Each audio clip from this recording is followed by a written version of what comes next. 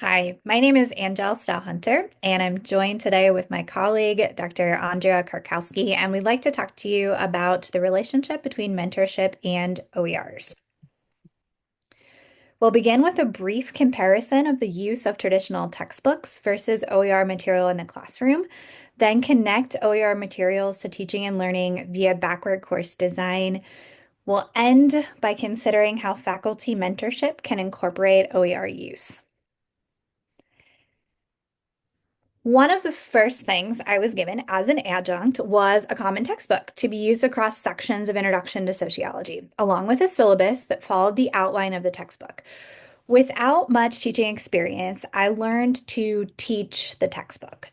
This experience is not unique to me. Courses based on traditional textbook often center the textbook in course design. What this means is that learning outcomes, topics that are covered, the course schedule, and even often assessments are based primarily on that textbook. At times, the greatest amount of course preparation goes into choosing the correct textbook. The benefits of this are apparent. So we can see some consistency in the content being used. There's an ease of entry for new adjuncts, and textbooks often come with a lot of supplemental material that folks can use in their course design. However, there are some problems with starting course design and learning to teach with textbooks being centered. And one of the first problems is that, as we know, many students don't buy textbooks, especially for required general education courses. So our efforts at carefully choosing a textbook don't necessarily translate as much as we would hope that they would into the classroom. In terms of mentorship, though, which will be a focus of our presentation, centering the textbook, whether explicitly or explicitly, in our interactions with new faculty, often assumes that if faculty use the proper textbook, students will learn the same content. This is an unfair assumption at best. Additionally, it often means that at the very start of teaching, faculty receive little guidance on how to teach or how to design a course beyond the standardized materials they are provided with. A textbook dependence thus is fostered early in one's career. However, what might happen to one's approach to teaching with the use of open educational resources?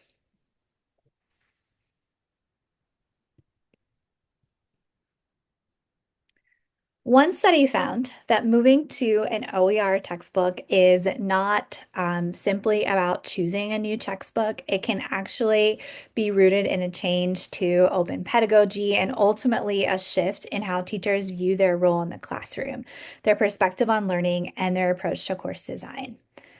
So, in this one example, we see a faculty member talking about their exposure to open pedagogy and use of open educational resources.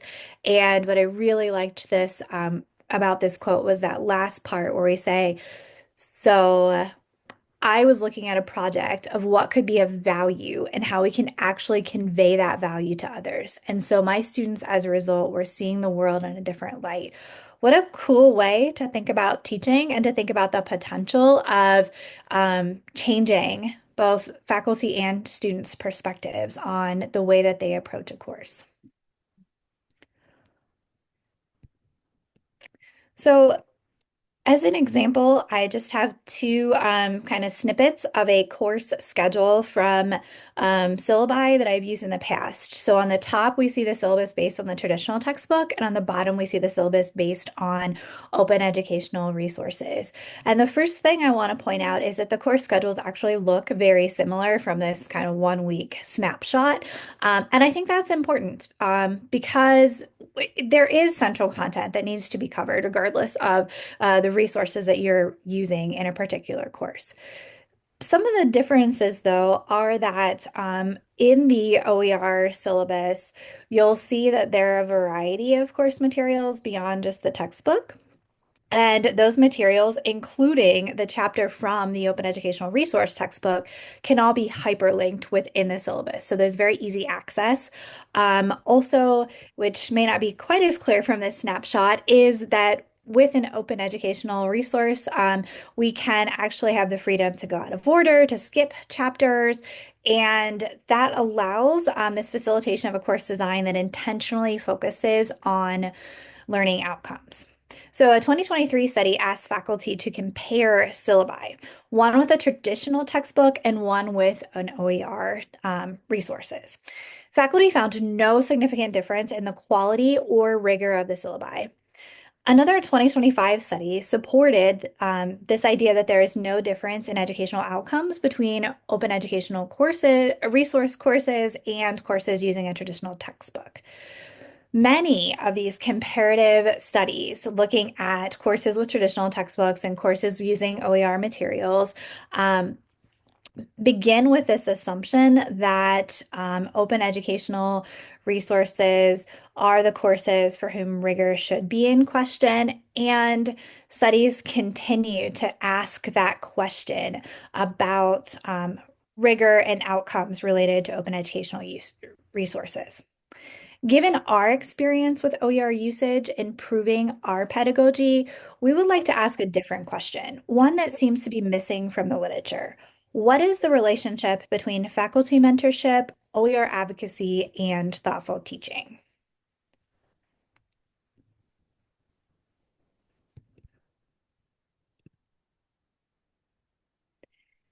To start, I'd like to point out that there are many ways that open educational resources can impact teaching and learning practices. And some of the ways listed here on the screen adapted from an article give you just a glimpse of some of the ways that folks have talked about their teaching and learning practices changing. So, for example, if we think about the activities that we're using in class and our ability to foster collaboration and peer review, if we think about content, we can see that using open educational resources really allows us to think about how we source and share content, but also, and I think this is really important, it allows us to bring in diverse and interdisciplinary perspectives and resources with ease and without feeling as if we're skipping over or missing parts of a textbook. Additionally, in terms of learning outcomes and assessment, which is what we'll spend some time on in the next several slides, open educational resources have the potential for us to really align outcomes and assessment and to think about those outcomes and assessment in a different way. So we're going to talk about backward design and how backward design can be used to really promote student learning, and then also consider that within the context of open educational resources. So with backward design, we start by identifying the desired outcomes. So those things that we hope the students get from the course. I encourage everyone to choose authentic outcomes, things that the students who are taking the course might actually be doing in their careers. So you should ask the question, what should students be able to do at the end of the course, and what should students know at the end of the course? And then you want to determine how students demonstrate those outcomes. Once again, use authentic assessments. Use projects that students who are taking the course might actually be doing when in their careers. Consider also low stakes assessments, so 1-minute papers or paper drafts to check in on whether the students are actually understanding the material. And then also high stakes assessments, so performance tasks and projects. The third step in this backward design is to plan those learning experiences. So once again, try to employ authentic learning experiences. For example, if students taking the course in their careers might be actually interviewing people, then some of the learning experiences should include interviewing people. And remember that learning a skill requires repetition, feedback, and revision. And that is so important. I'm going to say it again. Learning a skill requires repetition, feedback, and revision. So the students should be doing these things multiple times throughout the course. In addition to that, learning requires using information repeatedly in many ways and in many contexts. So this is where the open educational resources come into this backward design. So now that you've got the desired outcomes, you know how students are going to demonstrate those outcomes, you've planned the learning experiences, now is the time to select the materials needed to support those learning experiences. So once again, try and provide authentic materials. If your students are going to be reading research journal articles when they're in their careers, then that should be some of the materials that they read in your class. Ask yourself what open educational resources are available for those materials that students will see and that support the learning experiences. And then I'll also ask what digital library materials, such as journal articles, are available to support those student learning experiences. Now we're going to shift to this idea of mentoring faculty along this continuum of developing their courses. We know that there are many benefits to mentoring faculty. It helps with recruitment and retention and advancement of faculty. It socializes them into the academic culture.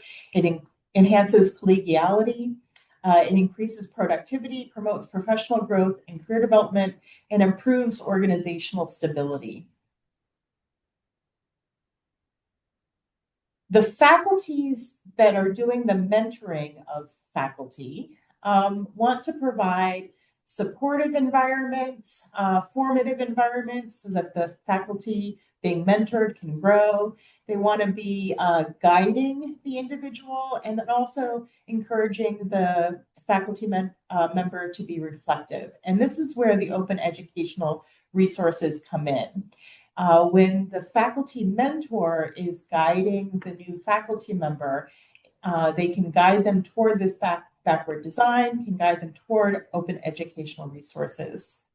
And then after that first semester or the first 2 semesters, the two can sit down and reflect on how the course went for the new faculty member and look at what materials need to be changed and what can be enhanced in the course. That was all formal mentoring. There's a lot of informal mentoring that goes on in a college or university. And these informal mentoring opportunities help to build that open educational resource culture. So, for example, during faculty interviews, one of the things that search committees can ask faculty members or prospective faculty members is whether they use open educational resources and how they use them and how they might be able to do that at the institution. We could also include questions about open educational resources in new course and curriculum proposals. So as departments or programs or individual faculty members are developing these new courses and curricula, they can also include information about what open educational resources could be used to support these proposals.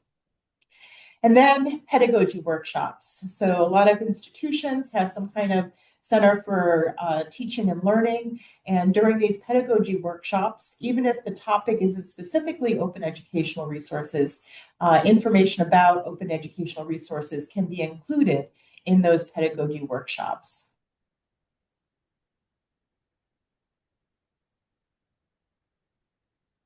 So I hope that you were able to get some useful information about the work that we've been doing, about open educational resources and faculty mentoring. And we have information about how to contact us if you're interested in doing that. And I want to say thank you for watching our presentation.